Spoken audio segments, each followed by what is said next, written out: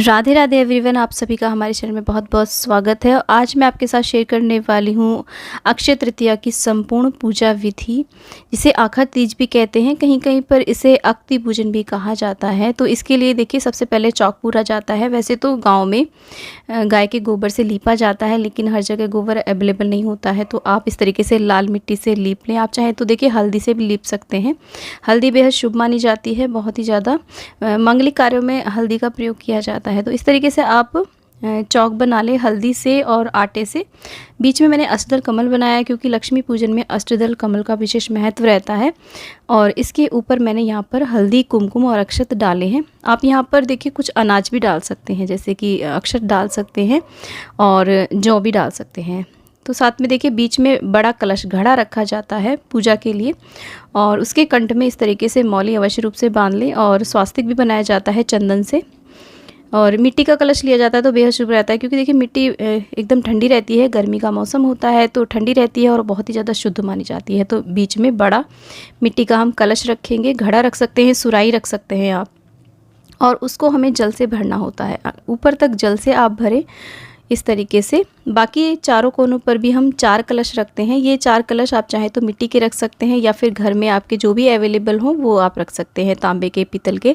नहीं तो आप गिलास भी रख सकते हैं, कटोरी भी रख सकते हैं। नहीं तो आप छोटे छोटे जो कलश आते हैं ना, कुल्लो बोलते हैं जिनको, उन्हें भी आप पूजन में रख सकते हैं। उसके बाद में हम थोड़े से अक्षत रख करके लक्ष्मी गणेश जी की स्थापना करेंगे इस प्रकार से। और यहाँ पर आप विष्णु भगवान की भी स्थापना कर सकते हैं, कुबेर जी की भी स्थापना कर सकते हैं। आपके घर में यदि सोने चांदी की कोई भी वस्तु हो, उसको आप पूजा में अवश्य रखें। और कोई धन यानी कि कुछ नोट भी आप पूजा में रख लें जो आपने यूज़ ना किए हों, कोरे नोट हो।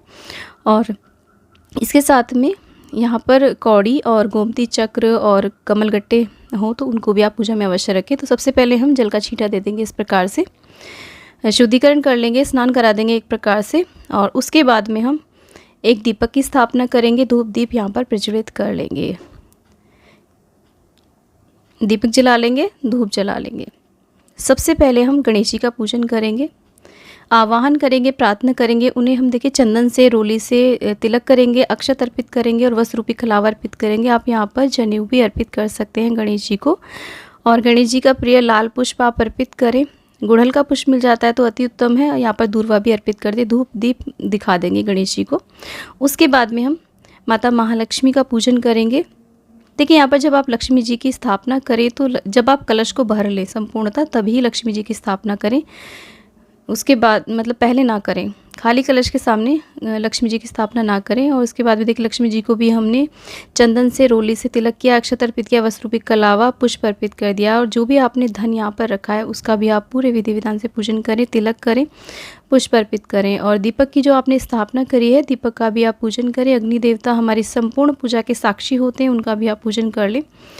और कौड़ी, गोमती चक्र और कमलगट्टे जो रखे हैं उनका भी आप पूजन करें इस प्रकार से। और ये जो हमने कलश रखे हैं, धूप दीप दिखा देंगे सभी को, इनका फिर हम पूजन करेंगे।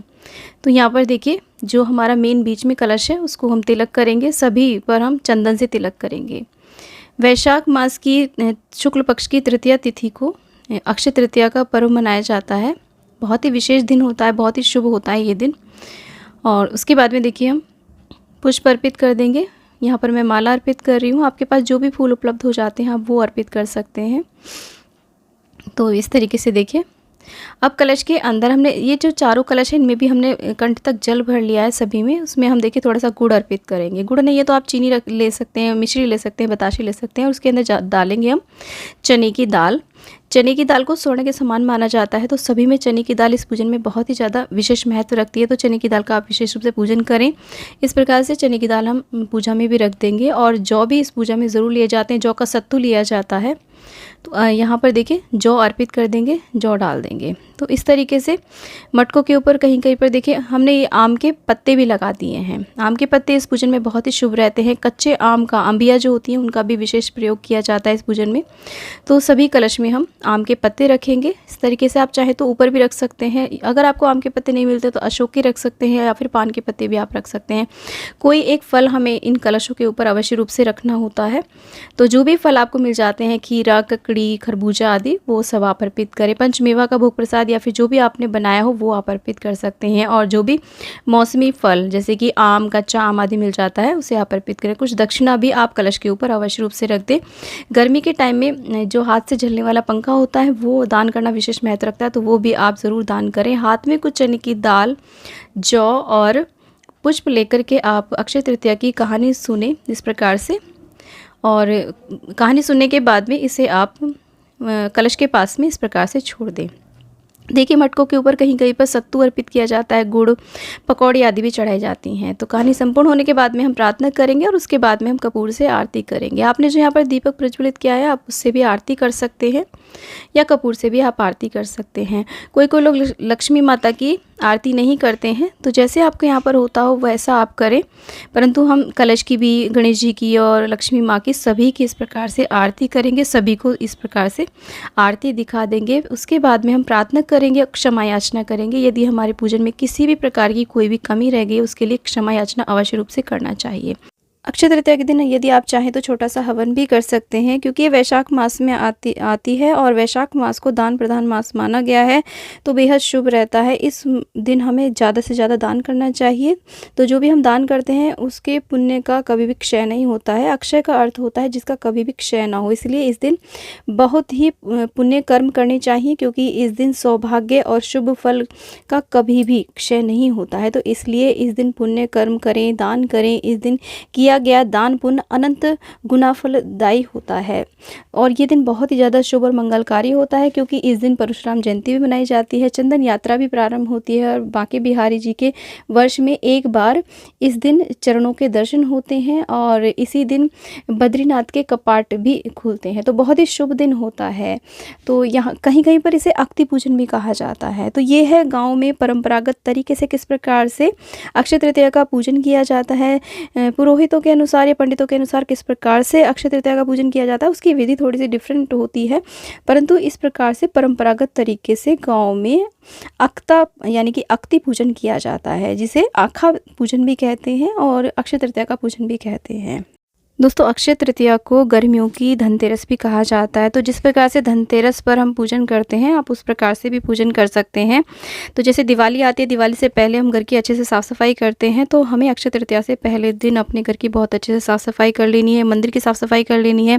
मंदिर में जो भी हमने वस्त्र आदि बिछाए उनकी अच्छे से आप उनको धुल करके आप बिछाएँ, यानी कि क्योंकि लक्ष्मी माता सफाई से ही अत्यधिक प्रसन्न होती हैं। जिस घर में साफ़ सफाई रहती है लक्ष्मी माता स्वयं ही प्रसन्न होकर के उस घर में निवास करती हैं। तो साफ़ सफाई बहुत ही ज़्यादा मेन है। इस दिन आप अपनी तिजोरी जहाँ पर भी आप धन रखते हैं ना उस जगह को आप ज़रूर खोलें, वहाँ पर आप साफ़ सफाई करें अच्छी प्रकार से और अपने धन को अच्छी प्रकार से लगा लें। उसको धूप दीप अवश्य रूप से दिखाएं आज के दिन, तो बहुत ही शुभ और मंगलकारी रहता है।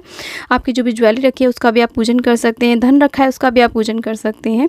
तो साफ़ सफाई करें और अच्छे स्वच्छ वस्त्र पहने। आप काले और नीले वस्त्र बिल्कुल ना पहने। लक्ष्मी माता जिस प्रकार से प्रसन्न होती है आप सबको वो सब कार्य अवश्य रूप से करने हैं। तो घर में किसी भी प्रकार की कोई कमी नहीं रहेगी, बहुत ही बरकत होगी अच्छी प्रकार से।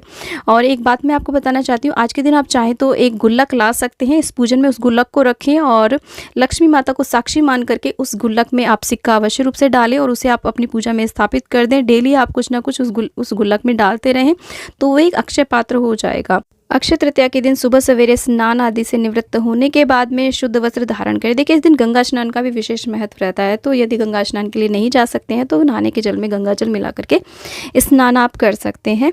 और आप माता महालक्ष्मी का, विष्णु भगवान का, गणेश जी का विधि विधान से पूजन करें। परशुराम जी का भी आप इस दिन पूजन कर सकते हैं, बांके बिहारी जी का भी पूजन कर सकते हैं, बद्रीनाथ जी का भी पूजन कर सकते हैं। लड्डू गोपाल को या जो भी आपके इष्ट देव हैं सभी को आप चंदन से स्नान अवश्य रूप से कराएं। जल में चंदन यानी ये गंधाक्ष जो हमारा गंधोदक जो स्नान होता है वो आप स्नान अवश्य रूप से कराएं। इस दिन बहुत ही शुभ रहता है, क्योंकि चंदन को ठंडा होता है चंदन, और गर्मी के टाइम में चंदन से आप लेपन भी कर सकते हैं अपने इष्ट देव को या लड्डू गोपाल जी को। इस प्रकार से उन्हें स्नान आदि करा करके पूजा में विराजमान करें।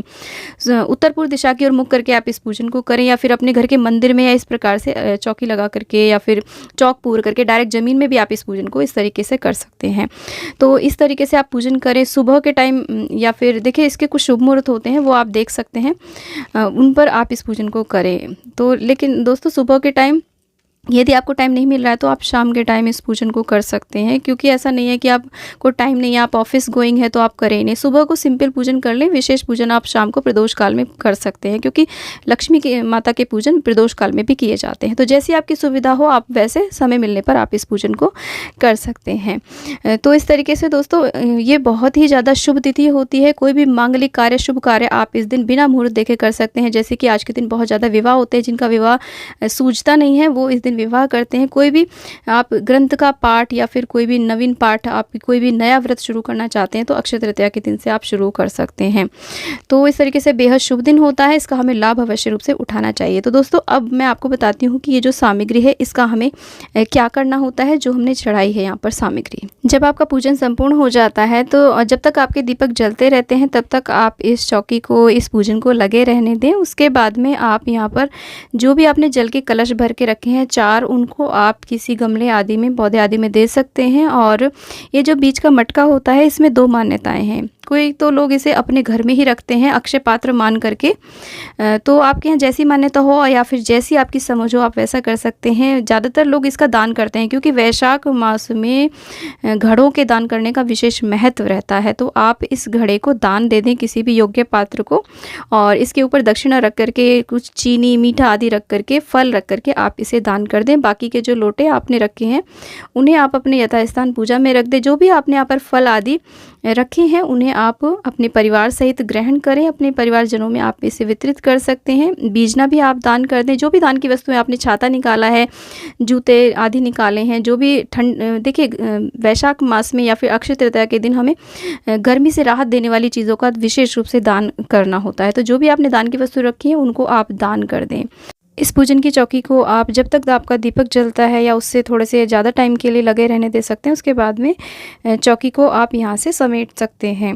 देखिए माता लक्ष्मी जी का कभी भी विसर्जन नहीं किया जाता है, सदैव उन्हें अपने घर में स्थापित ही किया जाता है। तो इस चौकी को हम विसर्जित नहीं करेंगे। सिर्फ और सिर्फ पूजा के सामान को, जो भी हमारी पूजा की तस्वीरें, मूर्ति आदि हैं, उन सबको यथास्थान पर रख देंगे। और इस घड़े को आप चाहे दान कर दें या घर में यूज़ कर लें। अगर आप स्वर्ण दान करना चाहते हैं आज के दिन तो आप चने की दाल और जो अवश्य रूप से दान करें। तो आई होप वीडियो आपको अच्छा, ज्ञानवर्धक लगा होगा। वीडियो अच्छा लगा है तो वीडियो को लाइक, शेयर, चैनल को जरूर सब्सक्राइब करें और कमेंट बॉक्स में लक्ष्मी मैया की जय आप अवश्य लिखें। दोस्तों मिलती हूँ नेक्स्ट वीडियो में, तब तक के लिए हरे कृष्ण, राधे राधे।